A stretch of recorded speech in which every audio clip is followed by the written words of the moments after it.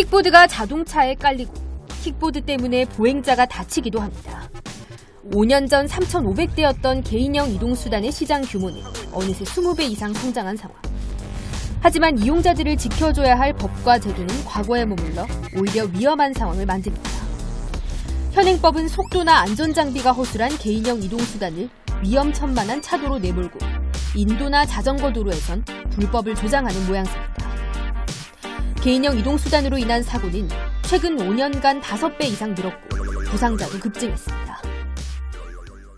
요즘은 공유업체들이 늘면서 도시 곳곳에서 이 같은 개인형 이동수단을 만날 수 있기 때문에 이 운전면허증만 있으면 누구나 손쉽게 이용할 수 있습니다. 부산시의회에서는 이 현재 전무하다시피 한 개인형 이동수단에 대한 안전대책을 행정기관이 보다 적극적으로 수립하도록 하기 위한 조례가 발의됐습니다. 이번 시간 조례 돋보기에서 자세히 살펴봅니다. 조례에서는 개인형 이동수단 이용자의 안전을 위한 시책을 개발하고 이용 여건을 개선하는 것을 부산시의 책무로 규정했습니다. 법적인 그런 장치들이 좀 미비한 상태예요. 2017년부터 이제 법이 계류가 돼 있는 상태거든요. 근데 이용자가 늘어나고 있는데 그게 뒷받침할 수 없기 때문에 좀 안전에 대한 부분이라도 부산시에서 좀 챙겨보자. 이에 따라 시에서는 시민들의 안전을 확보하기 위한 방향성을 확립하고 수반되는 사업에 대한 재원 조달 방안 등을 종합적으로 포함하는 계획을 수립해야 합니다. 구체적인 사업 방향성도 제시돼 이용 환경을 바꾸는 데 더해 안전 문화를 알리고 정착시키기 위한 민관 협력, 이용자에 대한 홍보 등이 포함됐습니다.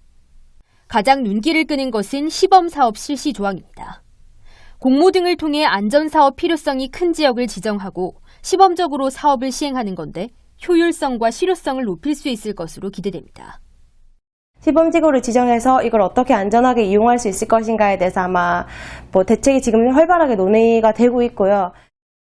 현재는 개인용 이동수단에 대한 정확한 실태 파악이 이뤄지지 않고 있습니다. 조례에서는 보다 확실한 안전대책을 수립하기 위해 시와 기초지자체, 경찰청 등 유관기관이 협력해 이용 현황과 사고 현황 등을 파악하고 시민들의 의견도 적극적으로 수렴하도록 했습니다. 하지만 제일 큰 문제가 되고 있는 개인형 이동수단의 주행공간 개선 등 상위법이 개정되지 않는 데 따른 한계도 있습니다. 법을 따라가면서 조금씩 개정을 해나가서 좀 더 튼튼하게 이 조례를 만들 예정이고, 그리고 이용 안전이랑 활성화가 또 구분이 되잖아요. 그래서 활성화에 대한 부분은 또 이제 상황이랑 이제 시기를 봐서 또 새로운 조례를 또 개정할 그런 계획에 있습니다. 이번 조례는 부산시 정책에 전에 없던 개인형 이동수단을 포함시키는 계기이자 정책 도입의 필요성을 공식화했다는 점에서 중요한 의미를 가집니다. 오는 25일 부산시의회 본회의에서 조례의 최종 제정 여부가 결정될 예정입니다. 조례 돋보기 안수민입니다.